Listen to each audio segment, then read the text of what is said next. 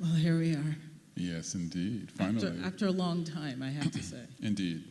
But this is a good thing, as Oprah would say. She says that, or she used to. Okay, so where do we begin? Let's begin at the beginning, which is my curiosity. There's sort of a couple of things here. It's like, I'm always fascinated when Black people are interested in America. Oh yeah, All right. there's this whole thing. American lyric. So that's pretty bold, actually. Because you could have just said lyric, but you said American. You wanted people to know. Could you talk about that? Well, it's funny to me that you're saying you're interested in Black people being interested in America when all of your work is grounded in the soil that we come from. I was just recently looking at a piece in LA where you had a huge American flag that you had made with an extra star. And the wind was these industrial fans was blowing against the flag and wearing it out as a metaphor for what it means to have an object be worn out by the day-to-dayness of the wind blowing. Seems like the best place to start thinking about Chicago. But I think I have that same interest that you have. Like, what does it mean for somebody who started as an object in terms of the American imagination to sustain a life over centuries in an attempt to embody their own humanness? And so that's why, for me, it is an American lyric. I'm speaking from the position of a body that has been present long before this body arrived in the world, and has been standing up against that wind, to speak in metaphor. Yeah. Well, I think that, I think it's natural for Black people to want to own their own country, but because it's been such a struggle to make a claim to that possibility, it's always striking when someone does very clearly, and it's not, you don't do it in a in a negative way. You sort of just come out with, this is my subject. I am not just subjected. And I think that's really cool, Thank you. to just come out really bold and go, yeah, I have a right to speak of this and to be of it, So I guess, and then I thought, well, that sounds kind of obvious, she's an American, right? Even though our president might not be, Right. And I thought about that, and I thought, well, I should probably talk to her about it. But tell me something. My grandparents came from West Indies, and you have some background in Jamaica. I was born in Jamaica, actually. Yeah. Yeah. So and you went to Williams. I taught at Williams for a little bit. Oh, you did? We have a lot of connections. I couldn't stand it. I had to leave. It was all like, it had this like mountain range. It's very beautiful, but it was almost like, I don't know, maybe it's wintertime. I don't know what it was, Some kind of malaise on my part. Did you like it? I loved Williams. I don't know. Do you guys know Williams College? Yay! All right. I don't want to diss on your alma mater or anything, but it was wintertime. I couldn't. I don't know. Well, I had issues. Well, which is interesting to me because Williams is incredibly sunny, and and cold and sunny and snowy. Yeah. But maybe it has to do with the positioning. I was there as a student. Right. And as a student, I was held by many faculty members. And they remain beloved to me to this day. So the place was not without the human beings that inhabited it. But whatever capacity you were there, I don't know. I was teaching. You were teaching? Trying to. Yeah, Okay. yeah. Okay. But I guess we should talk about the book. You want to talk about the book, or? We could talk about anything. That was we my want. preamble. That's Okay. what I had. That's what I had. Where's my notes? Get my notes out here. Let's see. Williams, check that off. Lyric. America, check that off. Twice. Can we talk now? In my family, like what we would do sometimes is, and I discovered this as a child because, and my kid's here, wherever he is. Desmond, where are you? He's busy. You know, my brother's name is Desmond. Yeah? Desmond is a big British name. Yeah, which is, exactly. You know, comes out of a colonial history. Yeah. Big Caribbean name. Desmond Decker. Desma, that was his grandmother. Yeah, he's not paying attention. But anyway, the lyric, the idea of the song, they would just hang out, my uncles and my mom and my aunts, and they would just start talking and this song would develop, you know, and they would just throw ideas back and forth and it'd become like a little concert, like a Saturday morning or maybe a Sunday morning. And so this songful language would I don't know, just come about. And I must have been there all the time that I didn't realize it was there. I just took it for granted until I was around 12 or 13.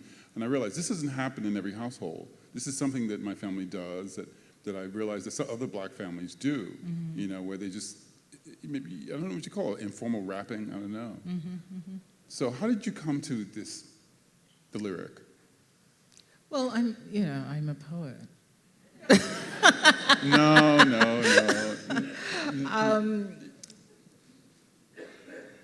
A poet. I'm a poet. No, I love poetry. I mean this.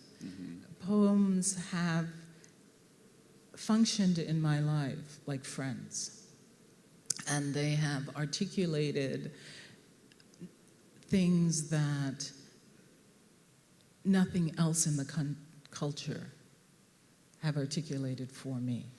So, for example, there's a line in Rilke where he says, "It was the kind of distance only birds knew." I mean, where else would you find that? It was the kind of distance only birds knew. And I remember reading that line and then closing the book and thinking about it for a long time. And it changed the way I look at the sky. It changes the way I think about distance. It changes the way I think about intimacy. Like what is possible and what is not possible inside any space. So to me, that kind of internal voice that is vigilant to the world around it and sings within it, maybe functions differently than the kind of music you might be thinking of, but I think in the end it's the same music. It's whatever language that you hold as a song in you, you know? So, yeah, the lyric is important to me. I mean, if I could only take one thing, it would probably be a poet. It's work with me. I don't know where I'm going, but... Right. If you had to take one thing with you. No, it's more this, I guess it's this, you know, it's, I think in singing, for example, you know, one of the things that natural singers do is they hear it and they can produce it. And I think that poets, you know, some poets are great on the page, but some of it, when you actually do it, it's there. And your stuff has that, you know what I mean? You have those lines, like the Rilke line. You have lines that when I was reading your book, you know, that happened to me on more than one page. And that's, I don't know, I find that rare, you know, that occurs, that the music retains, not just in the written thing, but in the lived text. You know what I'm saying? So I think that's what I meant as well. I was just not doing a sort of autobiographical riff. But no. But it's something I find mostly, I mean, I find a lot of Irish poets, you know, like Beckett, I find it, and someone like that, where the musicality of the stuff translates out into the world. Maybe because you write plays, I don't know. Well, you started out in drama. Say what? You started out in drama, didn't you? Yeah. And I think you said recently that you were interested in a nation that thought it was greater than justice. Hmm. And that is a line that... We are bigger than justice. we're like large, you know. I don't see how we all fit in this one room. No, It's we like- are. No, but the fact that you put it in that, in those words, made me think about it in that way. So you share that as well, I think. We have all these connections, is all I'm saying. Tell me something. I'm going to ask you a Charlie Rose question. No? Don't you like that guy? Is he still around? Is he still doing stuff? Yeah. He has Yeah? a show in the morning now. Okay. Well, I'm going to do one. What does he do? He goes, he'll do this, and then he'll have his papers. These are my papers. Your book. He has newspapers. I got Citizen. He'll go, so what is your favorite part of Citizen? Yeah, and the person will do that because they're like, Charlie, what the hell are you talking about? But no, do you have how about this? This is even better. This is a nice writer question. What was the hardest part of writing this thing? This thing reads so easily, and I know it's a trick. It's got to be a trick. Because writing is hard, right? I mean, it is. And but I said, how the hell did she do this? And so you can answer that any way you want. I'm asking you what's your favorite part. I'm asking you what's the hardest part, but wade in there any way you want. I don't know if I have a favorite part because for me it's one motion. The microaggressions that came out of talking to people about the ways in which racism interrupted their desire to have encounters with others and rerouted intimacy at any given moment.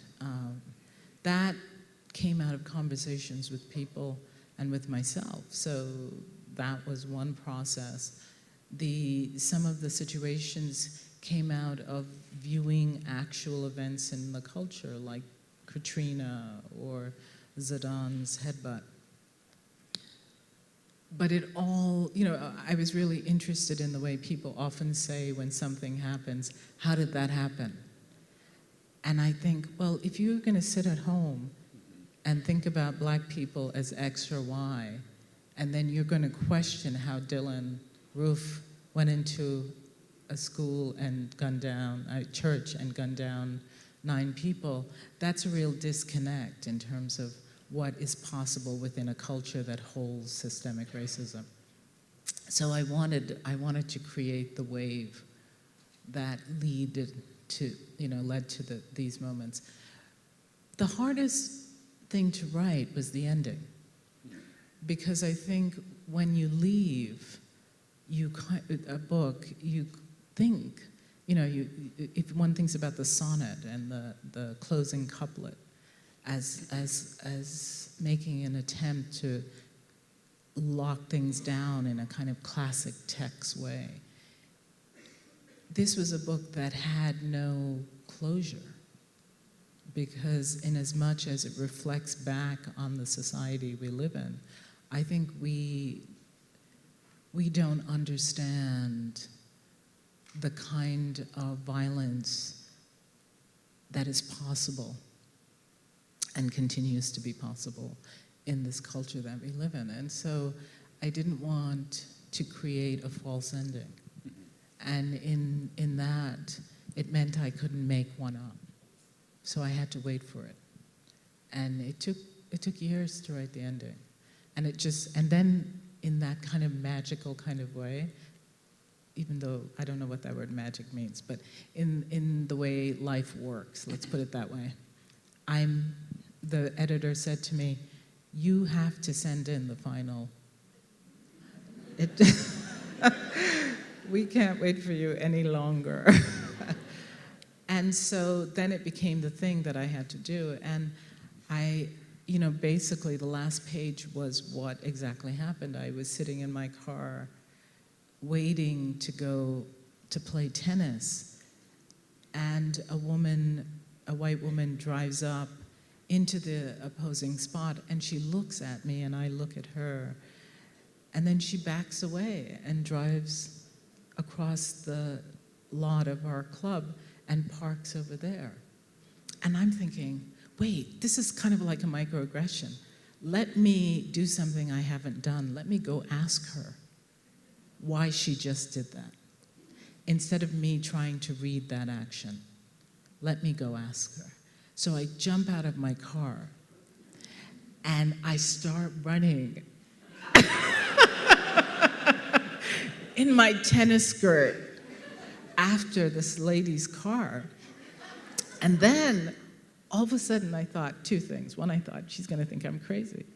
And the second thing was, because I guess I'm such a good person, a good, in a bad way, good person in a bad way, I thought, oh my God, I'm going to be late to the match.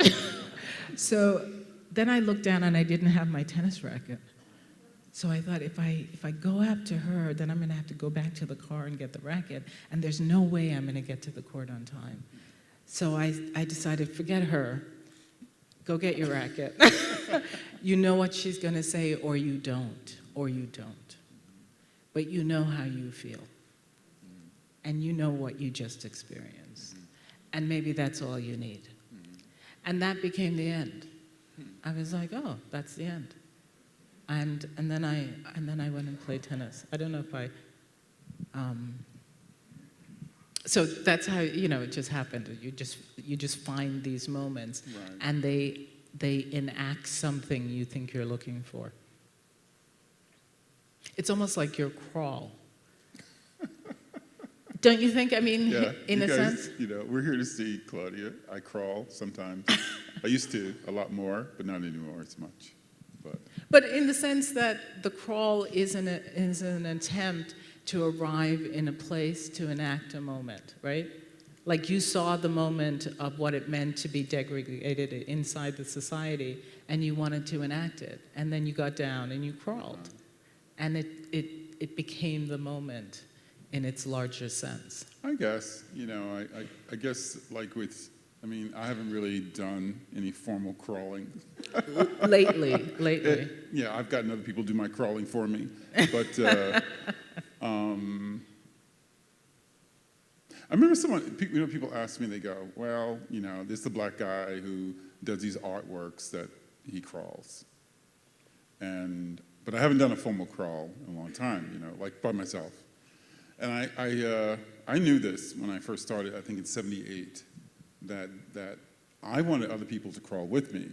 Of course, the problem was I wasn't a well-known crawler, So, of course, it's like you running up to this woman, I can't run up to people and go, hey, crawl with me.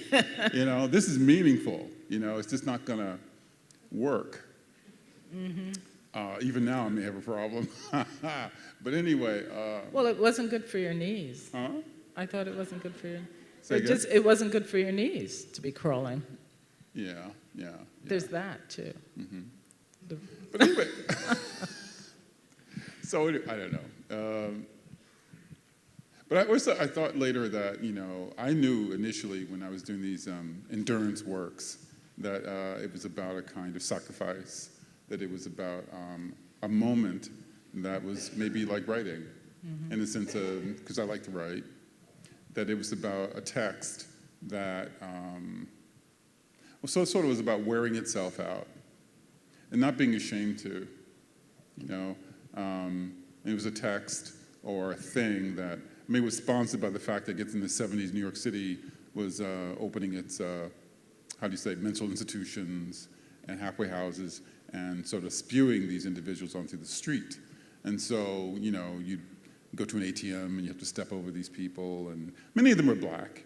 And that really touched me because at the time, a lot of my family were on the street. And I said, there's got to be a way to not step over these people. So also it's got to be a way to show that they're not inert, that there's something inside of them. So why not enter the picture in a way, be it, and then to show this animation, almost like a horror film, animation, the creature moves, But the idea was to make it, was to not do it by myself. The idea was really, it was a community problem, Right. and it needed to be solved in a community way. It's just that I had to begin the sentence, if you will. Yeah. And You know, I could maybe say that about Citizen, because that seems to be the way the book has transformed itself. When I started it, it was really just about talking to people without a sense of what it would do beyond the making of it. I think I was just interested in what it meant to bring these stories to the page and how language could hold history and enact the simplicity of the moment that is never simple, you know? You know, that's the cool thing about the book is that it talks about, I mean, the headbutt, right? The Zidane thing. It's like simple in a way. And like you're saying, it's almost simplistic. And this is inside. I mean, a woman writing about a sport event is kind of cool. I mean, it's actually very much, how do you say? It's just most times you don't have that perspective. You know, usually when they have a woman do sports, you know, she's usually on the side, as it were. But it's funny that you enter the event from the center, and to talk about something that you're going to sort of, how do you say, peel it, you know, from the inside out. But just talk about that, like that. I follow the book. I'm following the book, but then suddenly you're sort of into, not to use a cool phrase, but you're sort of into this. The text becomes mediatized through looking at these, especially the way the book has, if we can get to the image, can we go there? Sure. Of the Zidane? Yeah. This is great. Now, because it's basically single images, sometimes a double, but suddenly we're dealing with this. You know, we're dealing with multiple images, multiple points, well, single point of view from the camera, but then you start dealing with the text, and then you start taking it apart, and you can see it from different perspectives as well. Really, to really break down what seems to be a really, almost this supposedly simple event. It's just a collision, theoretically. Can you talk about that? You know, the critic Lauren Ballant, she actually teaches with you. Yep. She and I did an interview, and she also asked about that, the idea of what it means to step inside a moment. The Zidane headbutt was fascinating to me because when it happened, there were all these projections onto what was said. And then they hired the lip readers, and the lip readers said, clearly what was said had to do with race. It had to do with racism.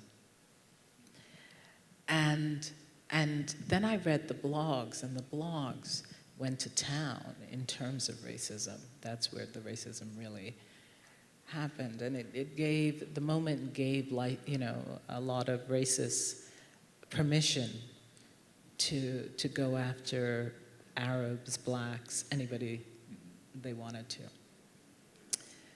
So I thought, if they're hiring lip readers to read the moment, why don't I step in and read not only the actual moment, but all the moments leading up to it and the moments following it. But then I began to think, well, there are all these texts out there in the world where black men have written about rage from the get-go. So why don't I go back to all of those texts and find the moments? So the easiest one was Frederick Douglass when he decided, I don't care if Kobe's gonna kill me, I'm gonna hit back on this. And so that I knew was the moment of impact, the Douglass statements. And then I went to Fanon and Shakespeare and different places. But so it became a kind of architectural building of a historical thought around what it means to decide that your own humanity is more important than any retribution or judgment that will come in terms of you misbehaving in a moment when you feel your humanity is being taken away from you. So that was sort of the thinking and the process of making that piece. I think it's really, striking because what I've been hearing among, if you go to the bars and people talk, they want to, well, this guy's just an asshole, right? Zidane, you mean? Yeah, yeah. And that's just his signature, and that's how those people are. I mean, what else could we expect from them? And but it's very flat and very, how do you say, uninflected in terms of the complexities of what might have been going on. Especially since it's really something that, it's from an American point of view. I heard it in an American bar, these kinds of analyses.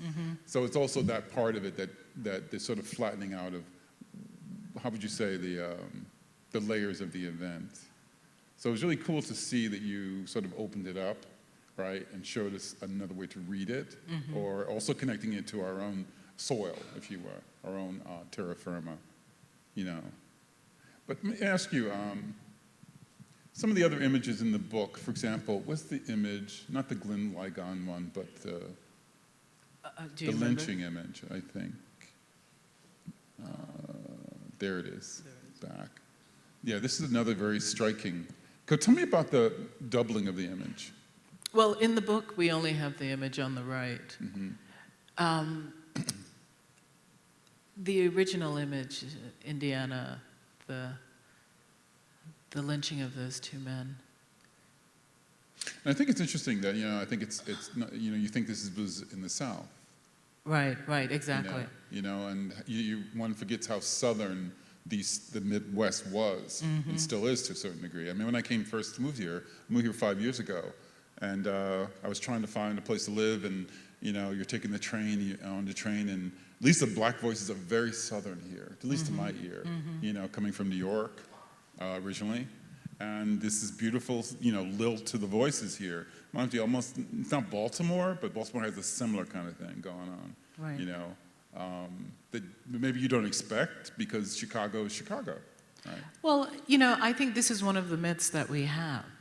For example, when we had Dylan Roof do that shooting, and then we had, I began to look at the history of churches either being burned or, we know what happened in the South, but when Obama was elected, churches were burned on the East Coast. So we like to believe that the Midwest and the East Coast are better than the South. And when you ask people to think about racism, they like to think and point to the South. And so one of the reasons why it's important for me to use that image versus another is that it opens up the landscape of the United States as being as culpable. And that's why I wanted to end up with that image. Because we like to get distracted by the drama of the violence and forget to think about our own culpability in allowing things to go on. In fact, my husband, since you were talking about sports, my husband was invited to a Super Bowl game. And, I live in one of these towns that are college towns, so everybody's faculty, and many people. And so the husband of a good friend of mine, she's a biologist, he invited my husband over, and my husband is white. And he arrived at this party for the Super Bowl, and all the men there were white. And they started watching the Super Bowl, and one of the men said something about the nigger. And then the host looked at John, my husband, and then my husband said, "Oh, I have to go." And the host knows that he's married to me. So the funny thing about that moment was there were lots of apologies, like his wife had to send me an apology. Then we found out that the guy who said it wasn't really that good a friend of of the host. So then there were also apologies from the husband and to me and to my husband and all of these. But the whole thing was in a way kind of funny to me because I knew that if John hadn't been there, that moment would have just floated by. That the only reason it became an issue was because of this white guy's proximity to me. Otherwise, that would have occurred. It would have just been absorbed. And maybe I'm not giving Jonathan enough credit here, but otherwise, it would have been absorbed into the Super Bowl party. You know, that's the whole thing. It's like, you know, I forget, there's a really great book about this family called the Bromleys. And the Bromleys, how do you say, they were created by this black man from the South who came up after the Civil War, married someone in the Midwest, in Illinois, I think. And a whole, how would you say, basically there were two Bromley families that were created, one black and one white. And you could actually look in I think this book came out probably in the early 90s. And there was a study about the family tree. How did these people become two families? One black, one white. Both Bromleys, Bromley. And yet the white side of the Bromley family denies any black, relate. And yet, and this was a black man, just to make it clear, and a white woman who married. And it was interesting that you see this, we're so intimately related. I mean, it's like almost incestuous. Well, there you have it. But on the other hand, there is this huge divide. And I think that it's almost incredibly tragic that you have this kind of huge intimacy and yet this incredible divide. So that things like that happen in this room, where I'm sure there are plenty of white people in that room who were going, this is fucked up. He's saying this. I'm not going to say anything. But even though one doesn't say that to oneself, maybe, But I'm sure people are thinking it, but they don't say anything. But the not saying anything, what is that? That is my, it's not that I think, intention is everything. Like I would never do that. I don't believe that. I would never say that. But at what point does that mean that I will not tolerate it? I'm okay with making the field of whatever room I'm in uncomfortable. I'm okay with holding the discomfort of the rupture of breaking the moment because something intolerable has entered that moment. Well, I think it's a tension between the Zidane moment and from my tennis lesson moment. It's like you do have to negotiate these things, and it's always amazing when someone who has something at stake, has nothing at stake per se. Actually, they do. For example, let's say, imagine that room, white person had stood up and said something. It would have been revolutionary for those people because it was not expected. Right. That person theoretically would have nothing to lose except a tiny piece of their humanity that they didn't say anything. But it's always amazing when someone does speak up against the tide like that and risks their friendships and the surface sheen of things, and says, well, you shouldn't say that. Right, which is not that big a deal, right? Well, apparently it is. Yeah, apparently it is. Apparently it is. Because a lot of these things have to do with maybe those men in that room do business together. So it's not simply a threat of loss of smiles in the hallway. It could be business. So there's all of this hooking up with other layers, economic, right. Political. You have no idea what's going on. But the person who actually risks those set of layers of interrelationships, it's always kind of, it's like you can't sit there and sort of take a little tote board and go, all right, if I do this, then this will happen. If I do this, then this. There's no time for that. And so usually those moments of bravery, and I think it's like a stupid courage that's amazing, where someone simply does that thing that breaks the whole thing open. And maybe when you do it, like, when I've done things like that, it's like, I always think, like, maybe I shouldn't have done that. But I did it, Right. And you can't sort of think about the tote board. No, it's true. It changes it does change your interaction with people after a while. But I feel like the change is worth it. I always feel like, people might be thinking when I say something, oh, there she goes. But I think, well, if that means that you're not going to say some racist, homophobic, anti-Semitic thing to me, that's okay. I'm okay with that. Humor me.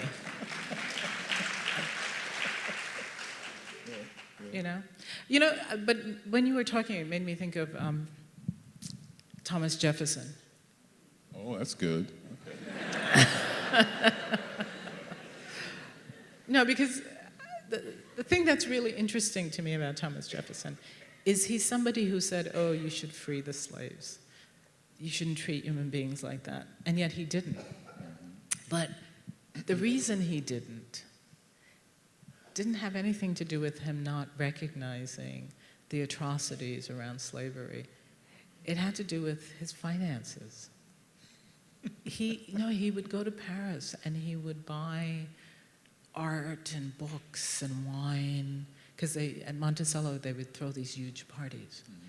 And then he would get back and he would be in so much debt that he would have to sell off the slaves. Or he would put Monticello and the slaves up for mortgage, like he would get a second mortgage on them. So he couldn't free them, even though George Washington freed his slaves based on what Thomas Jefferson said. So this idea that the person who kind of wrote our plan was our first capitalist. Capitalists in conflict. Yeah, it's interesting to me. Well, I'm sensing a moment. I'm sensing some needs out here that maybe some few people might want to ask you a few things. Maybe that's right. Maybe bring up the lights. Oh, there. This is the correct moment for the lights. There we have it. Hi, I was captivated by the image that was on the screen for probably the first half of your discussion, which looked to me like a decapitated hoodie. Could you talk about that a little bit, please? Yeah, that hoodie it's a piece of sculpture by the conceptual artist David Hammons. And he did that in 1993, so around the time of Rodney King. And it's called In the Hood. And clearly he was meaning to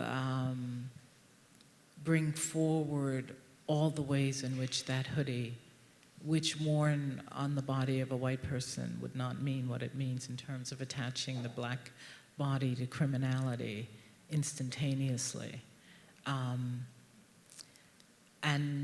So I think that's why he chose to put it up. And then when people saw it on the front of the book, they thought it was in association with Trayvon Martin, and that the piece had been made recently, which is part of what is interesting about any moment inside Citizen, it seems, both now and then forever before. But do you have anything to add about Hammond's work? I think what's interesting about that, also that how do you say that is object, is that it is. You're right. It has a sense of decapitation, but it's the shadows, and that what fills this structure called the hood. The meanings that we put into it are kind of what do you say? They're not firm. Mm-hmm. They are open to interpretation in that way. And I think the way it's lit, even against that white wall, mm-hmm. gives that sense of ghostliness that I never really thought about, because usually when people wear their hoodies, it's about really, it is about kind of putting shadows in your face. It's about doing something to the edge of your face. Right. But it's fluid and yet it's fixed. Mm-hmm. That's what's, I think, interesting about it. Mm-hmm. The way it is a fluid image, and yet it fixes on the black body in one way. Yeah, well, he's used black hoodie as well. Right. He could have used another color, but yeah. How do you go about writing about race and blackness in America, especially like in today's time, in a graceful way, versus like writing about it in anger, and is that intentional? I mean, I think there is a time for everything, so sometimes anger is appropriate. But I'm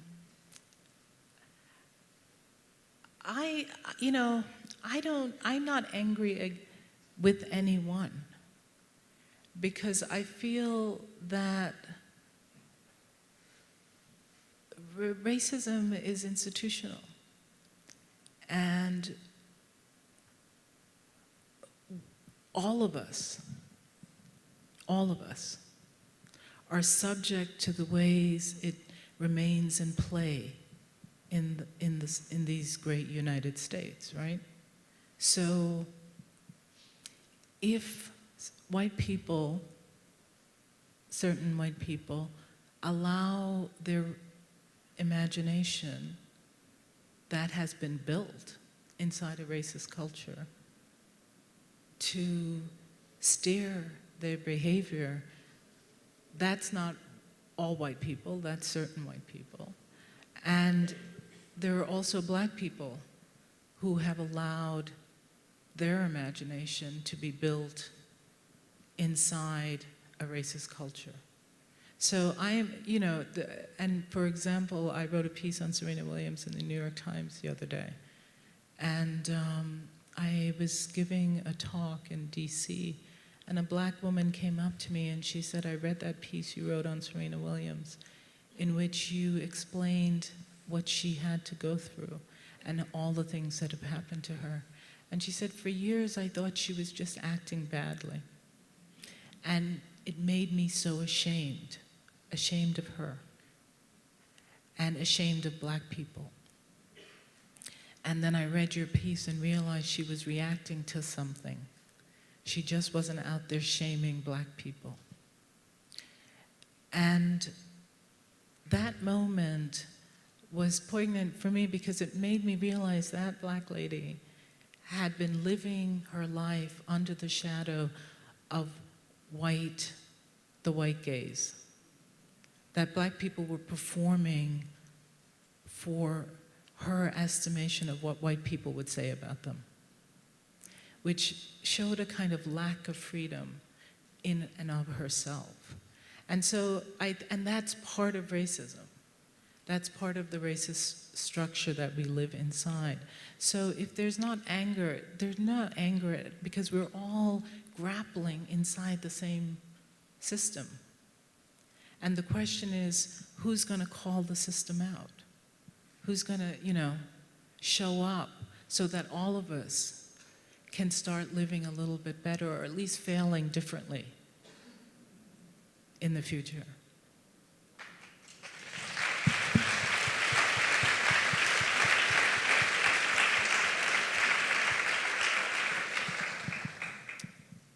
You seem incredibly resilient in your writing and in your presence, and I'm wondering, where do you personally find hope?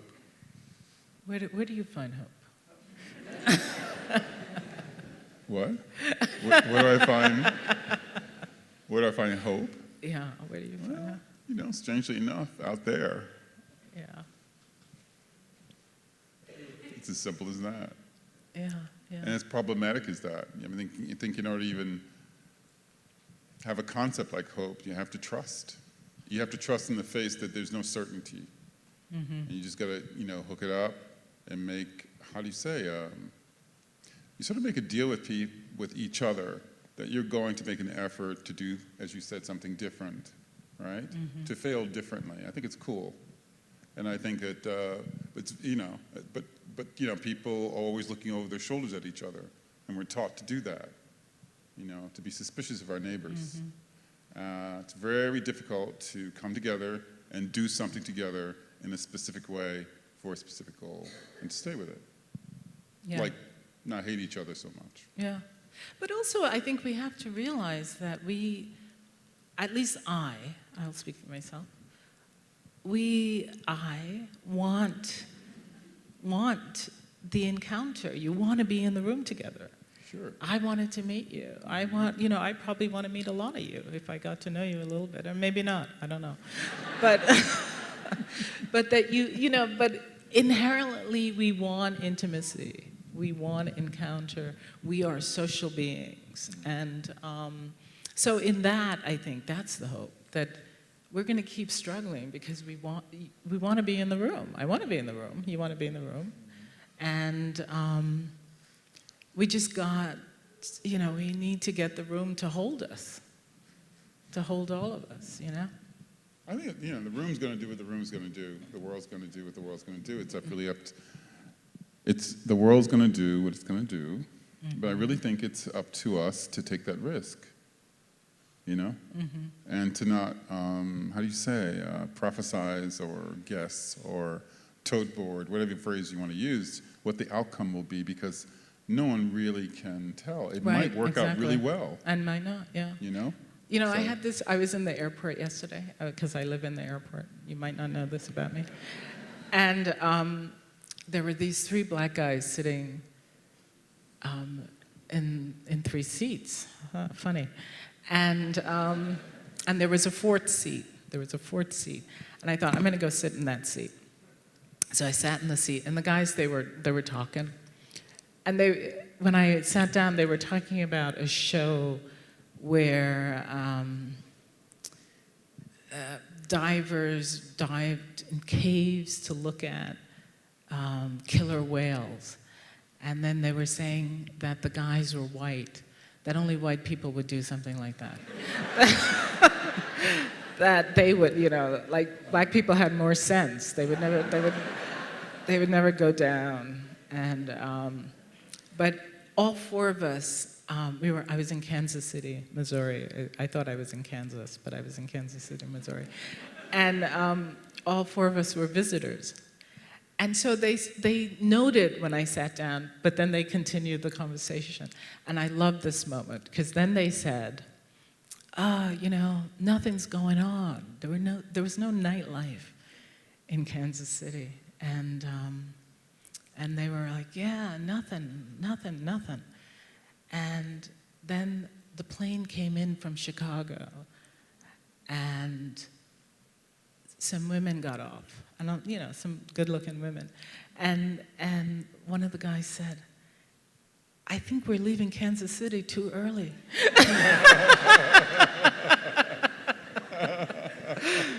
And then one of them said, but they're coming from Chicago. But what I loved about that moment as a social moment was that they kept going even as I sat in that space, that my femaleness did not disallow that moment. And then we could all laugh. And then when they got up, because 2 of them were going to Houston and I was coming here, they said bye. They were like, we see you sitting there.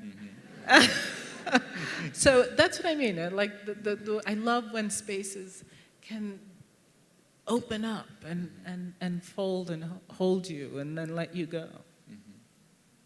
Hi. So you said you were born in Jamaica before you moved to the United States, right? I was wondering, at what point did you first encounter racism, or rather, at what point did you realize that it was a major problem? Because I know, with children, that there's a lot of unintentional racism going on, and they don't even mean it, but I was just wondering, at what point did you realize that it was a major issue for you? It's funny. My first moment coming to the United States, I was around 7, and I came on American Airlines, and I think it was American, or maybe it was, they had those little wings. Maybe it wasn't American. It was Pan Am. It was Pan Am. And I had been dressed in a dress that my aunt made, and it had short sleeves. And I came in the winter, and it was very cold.